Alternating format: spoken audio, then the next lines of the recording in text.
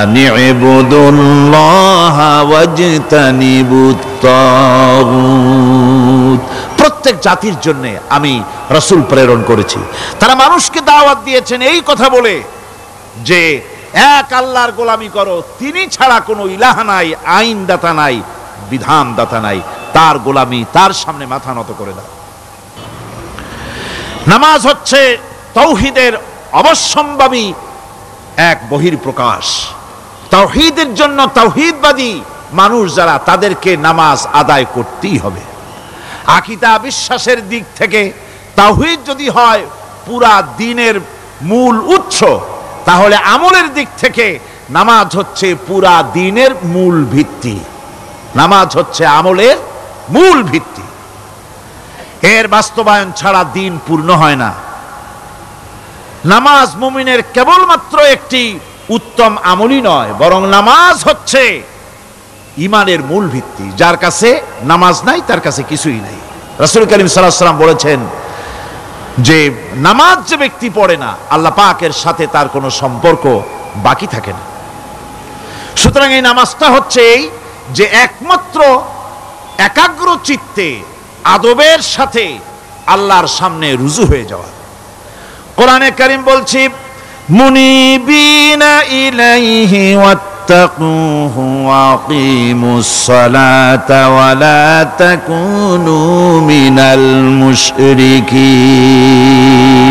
তোমরা আল্লাহর দিকে রুজু হয়ে যাও এবং তাকে ভয় করে অন্যায় কাজ থেকে বিরত থাকো, আর নামাজ কায়েম করো, মুশরিকদের অন্তর্ভুক্ত হয়ে যেও না। নামাজ কায়েম করা, নামাজের আদেশ কোরআনে কারীমের মধ্যে আল্লাহ পাক বহু জায়গায় করেছেন। ঈমানের পর নামাজই হচ্ছে সবচেয়ে বড় জরুরি। একজন মানুষ ঈমান আনলো, যেমন কালকে একজন ঈমান এনেছে, ঈমান আনার সাথে সাথে তার প্রথম কাজ কি বলুন? বলেন প্রথম কাজ কি? ফজরের নামাজের আগে একজন ইসলাম কবুল করলেন, তার প্রথম দায়িত্ব নামাজকে আদায় করে দেওয়া, ফজরের নামাজ পড়াম। জোহরের আগেই কেউ ঈমান আনলো, তার প্রথম দায়িত্ব জোহরের নামাজ আদায় করা। আসরের নামাজের আগে ঈমান এনেছে, তার প্রথম দায়িত্ব হলো আসরের নামাজ আদায় করা। তার মানে হলো ঈমান আনার পর একজন ঈমানদারের প্রথম দায়িত্ব হচ্ছে নামাজ। গুরুত্বপূর্ণ বিষয়, খুব ভালো করে শুনতে হবে, ইয়াদ রাখতে হবে প্রত্যেকটি মুসলমানের।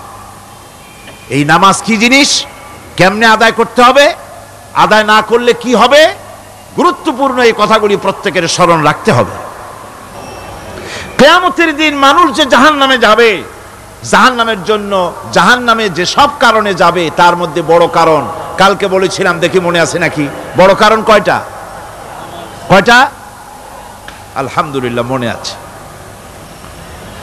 আল্লাহ রাব্বুল আলামিন বলেন, ইয়াতাসাআলুনা আনিল মুজরিমিন।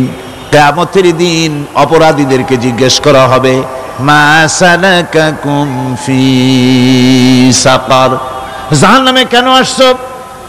জবাবে তারা বলবে, ক্বালু লাম নাকু মিনাল মুসাল্লিনা ওয়া লাম নাকু নুতঈমুল মিসকিন। নামাজ পড়ি নাই আর এতিম মিসকিনদের খেতে দেই নাই, এই কারণেই জাহান্নামে এসেছি। কল নাউযুবিল্লাহ। নামাজ যারা পড়বে না জাহান্নামে যেতে হবে। কোথায় যেতে হবে? আকীদাগত দিক থেকে ঈমান হলো তাওহীদের স্বীকৃতি, আর আমলের দিক থেকে নামাজ হচ্ছে তাওহীদের বহির্প্রকাশ। আপনি মুসলমান তা প্রমাণ হবে নামাজ দিয়ে। নামাজহীন ঈমানের দাবি মূল্যহীন। যার নামাজ নাই তার ঈমানের দাবি করার কোনো মূল্যই নেই। অনেক এরকম কথা বলে, হুজুর আমি মানুষটা নিতান্ত খারাপ না, যাই মনে করেন, গ্রামে রাস্তা বানাইছি, ব্রিজ করে দিয়েছি, কালভার্ট করেছি, এতিম মিসকিনরে তাও মাঝে মধ্যে খাবার দেই, বিধবারে কাপড় চোপড় দেই, মানুষটা আমি নিতান্ত খারাপ না, তবে এই মাঝে মধ্যে একটু নামাজ পড়ি না, তাতে কি আমার ঈমান নষ্ট হয়েছে নাকি? আমি বলি, ভাই ঈমানই তো নাই, নষ্ট হবে কি? ঈমান থাকলে না নষ্ট হবে? ঈমান নাই। সুতরাং একজন মুসলমান যদি নামাজ না পড়ে নিজেকে মুসলমান বলে দাবি করার কোনো হক তার নাই।